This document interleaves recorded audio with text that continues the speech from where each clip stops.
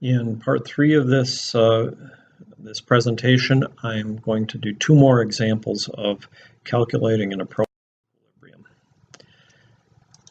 These examples are going to end up to be simpler than the first one I gave.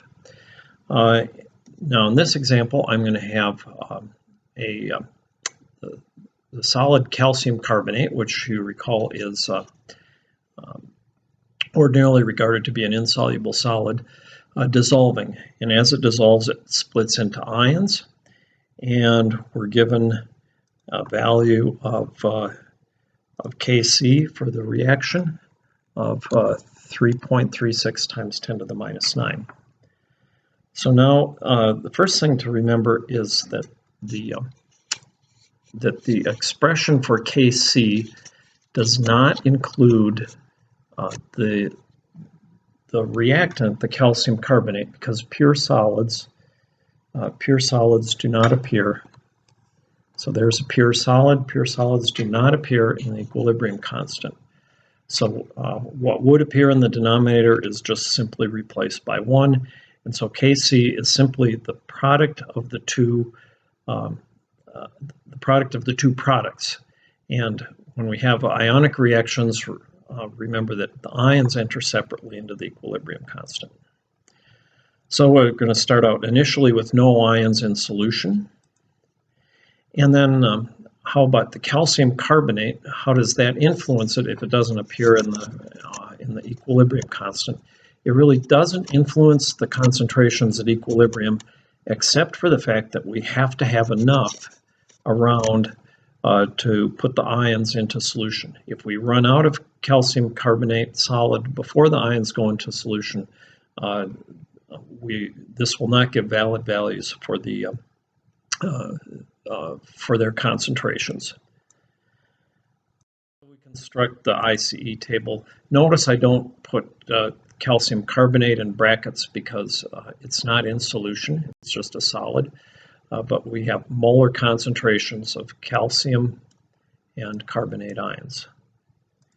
Okay, the first line, again, calcium carbonate, we don't express its concentration. We just assume that there's enough of it in solution. And as we said, we have no ions in the solution to begin with. The change, if X moles per liter of calcium carbonate goes into solution, we have plus X moles per liter of calcium ion plus X moles per liter of carbonate ion. In the equilibrium, calcium carbonate doesn't matter, and so we have both of these equal to X. Putting them into the equilibrium constant expression gives X squared equals 3.36 times 10 to the minus 9. And solving for that is, although it's a quadratic, it's much simpler. It is simply taking the square root. Take the square root and we get the molar concentration of both of them being 5.8 times 10 to the minus 5 molar. We carry this one step further and we say how much calcium carbonate, what is the mass of the calcium carbonate that will dissolve in 2 liters? So in other words, if we have 2 liters total of solution, what's the minimum amount of calcium carbonate we will need in order to get that concentration? And to do that, we can do it just by unit analysis. So 5.8 times 10 to the minus 5, that's our X. This was our value of X. That's the amount that goes into solution per liter. The molar mass of calcium carbonate is 100 grams per mole. So I use this to convert moles calcium carbonate into grams calcium carbonate. And then so that will be grams per liter. And I said I have 2 liters, so I multiply through by 2 liters. Liters cancel, and I'm left with this answer, 0.0058 grams of calcium carbonate is the amount that will dissolve in 2 liters of water. I'm going to do another example. This is a gas phase reaction. N2O4 splits into 2 nitrogen dioxide molecules. I'm given a concentration equilibrium constant of 0.00590. Recall for gases, we could use a Kp, we could use a Kc. Here, just I'm choosing to use Kc. Initially, I have 1.5 molar of my reactant, N2O4, and no NO2 present. So initial concentration is 0. I set up the ICE table as before, the initial value 1.5 and 0. The change, well, I know the reaction is going to have to move to the right because it can't possibly move to the left because there's no NO2. So the change, if N2O4 goes down by X, NO2 will go up by 2X. And so the last line of the table is 1.5 minus X for N2O4. And again, I have a mistake. The NO2 is NO2 is 2X. Okay. So here's my equation to solve. Kc is NO2 squared divided by N2O4 from the equilibrium constant expression. These are the values from the 2x and 1.5 minus x from the ICE table, and that's equal to the given value of the equilibrium constant. I could do a quadratic solution just like before. I'm not going to do that this time. I'm going to introduce a simpler way. And this is going to be kind of a precursor to how we're going to solve a lot of equilibrium problems when we get to doing acids and bases. So although a quadratic solution is possible, we could do, it might be possible to do a simpler approximate solution. And to do this solution, we notice that the equilibrium constant is considerably less than 1.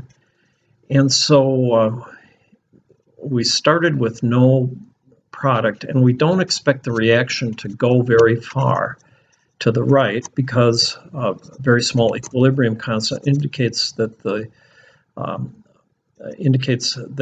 equilibrium lies more towards the reactants than the products. So we expect X to be a pretty small number. So what we can assume, well, let's just assume that X is much, much less than 1.5. If X is much, much less than 1.5, then 1.5 minus X, this denominator, can be probably, hopefully, just replaced by 1.5. In other words, we're assuming that the N2O4 does not change very much. And so when we do that, we get this expression, 2x squared over 1.5 is approximately equal to 0.0059. And then notice that this is going to be a much simpler equation to solve without this x in the denominator, because everything is going to disappear. We're not going to have the term, the x term in there to give us a complicated quadratic expression. Multiplying through by 1.5 and carrying out the square of the 2x gives us 4x squared equals 0.0059 times 1.5. Divide by 4, take the square root. X is, and that should be pretty easy to solve. We get x is approximately equal to 0.0047. So then the N2O4, 1.5 minus 0.047. Notice it is pretty close to 1.5, 1.453. Okay, N2O is 2 times the value of x that I got, 0.0940.